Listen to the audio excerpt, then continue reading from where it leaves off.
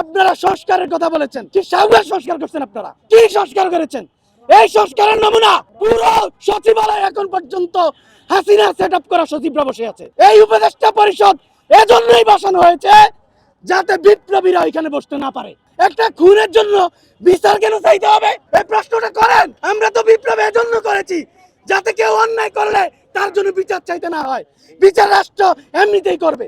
দেশনেত্রী বেগম খালেদা জিয়া আমাদেরকে ছেড়ে চলে গেছেন। তার 12 দিন আগে আমাদের হাদি আমাদেরকে ছেড়ে চলে গেছেন। তাদের প্রত্যেকটা মৃত্যুর পিছনে বিগত মাফিয়ার কালো হাত আছে কিনা বলেন? হাদিকটা সরাসরি, আর আমাদের বেগম খালেদা জিয়া ওনারটা পরোক্ষভাবে আছে না? বিষ প্রয়োগ করে ওনাকে ধীরে ধীরে স্লো পয়জন দিয়েছে না? সেই বেগম খালেদা জিয়া জাতির ঐক্যের প্রতীক, ইমোশন অফ দ্য নেশন, উনিও আমাদেরকে ছেড়ে চলে গেলেন। এই রকম পরিস্থিতিতেও দেশের হাল ধরবে এখন পর্যন্ত কোন মানুষ আমরা পাচ্ছি না।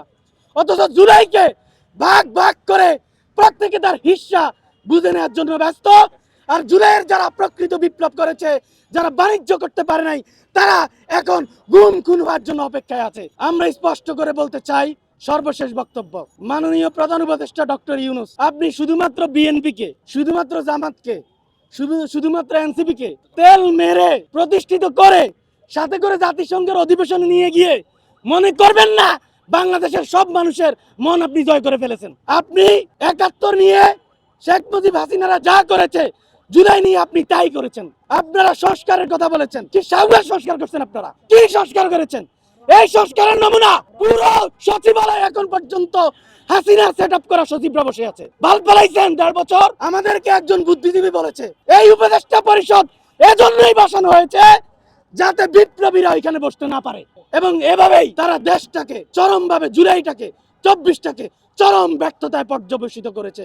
আজকে আমরা মাসের পর মাস এখানে হাদি হত্যার বিচারের জন্য আমাদের বসতে হচ্ছে। বিপ্লবের পর একটা খুনের জন্য বিচার কেন চাইতে হবে? এই প্রশ্নটা করেন। আমরা তো বিপ্লব এজন্য করেছি যাতে কেউ অন্যায় করলে তার জন্য বিচার চাইতে না হয়। বিচার রাষ্ট্র এমনিতেই করবে। এই প্রশ্নের উত্তর দেন আপনারা। আমাদেরকে এখনো কেন খুনের জন্য বিচার চাইতে হবে? কেন শাহবাগ অবরোধ করতে হবে? ১৭ বছর ধরে যে মাফিয়া এই বাংলাদেশকে ভারতের করদ রাজ্য বানিয়েছে, সেই মাফিয়ার একটা গুরুত্বপূর্ণ অংশ হচ্ছে জাতীয় পার্টি।